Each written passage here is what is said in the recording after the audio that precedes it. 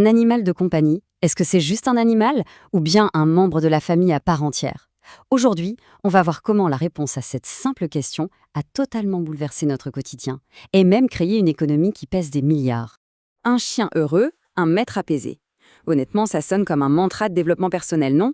Eh bien, c'est le slogan d'une marque de luxe pour chiens. Et ça capture parfaitement la nouvelle dynamique. Le bonheur de notre animal est devenu en quelque sorte le prolongement du nôtre.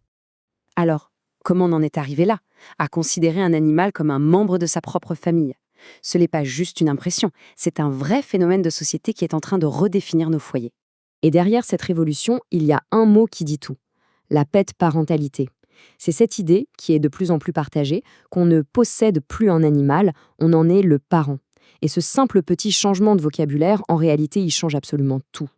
Et ce chiffre, il le confirme de manière assez spectaculaire: 68%. C'est la part des propriétaires français qui voient leur animal comme un membre de leur famille. On ne parle donc plus du tout d'une niche, mais bien de la grande majorité. C'est ça, la nouvelle norme.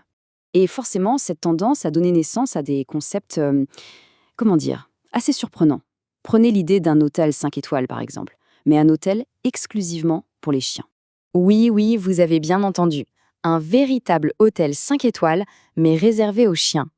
Oubliez le chenil traditionnel, à Dog Valley, on parle d'un véritable palace canin à même pas 1 heure de Paris. Et le domaine? 5 hectares. 5 hectares de forêt et de nature, entièrement consacrés à leur bien-être. Tout à coup, la bonne vieille niche au fond du jardin, ça paraît bien loin, non?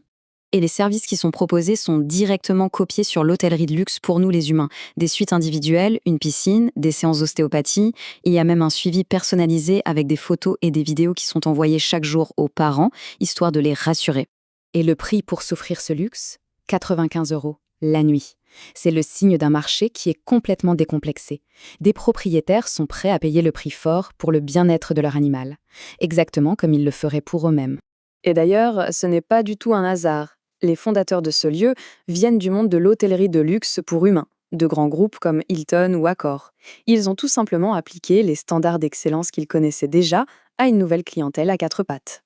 D'accord, mais comment on explique un tel phénomène? Pour vraiment le comprendre, il faut regarder les chiffres. Et ce qu'ils nous racontent sur les 20 dernières années est, ma foi, assez inattendu. La question est toute simple: comment passe-t-on du chien de garde à l'hôte d'un palace? La réponse, elle se trouve dans les données, et elle est pleine de surprises. Alors voilà la première surprise. Entre 1988 et 2010, le nombre de chiens dans les foyers français a chuté. Et dans le même temps, celui des chats a littéralement explosé. C'est une vraie inversion des tendances. Le point crucial, en fait, c'est que le rôle du chien s'est métamorphosé. Il est passé d'un statut utilitaire pour la chasse, pour la garde, à un rôle purement affectif. Aujourd'hui, c'est un partenaire de bien-être. Et cette évolution explique en partie pourquoi on en voit moins. Car il demande plus de contraintes qu'un chat, surtout avec nos modes de vie de plus en plus urbains. Moins de chiens donc, mais des chiens surinvestis. Et qui dit nouvelle relation dit nouveau marché, évidemment. Une économie entière s'est bâtie sur cette idée de pet parentalité. Le marché a largement dépassé la simple vente de nourriture ou les visites chez le vétérinaire. On est vraiment entré dans l'ère du lifestyle pour animaux.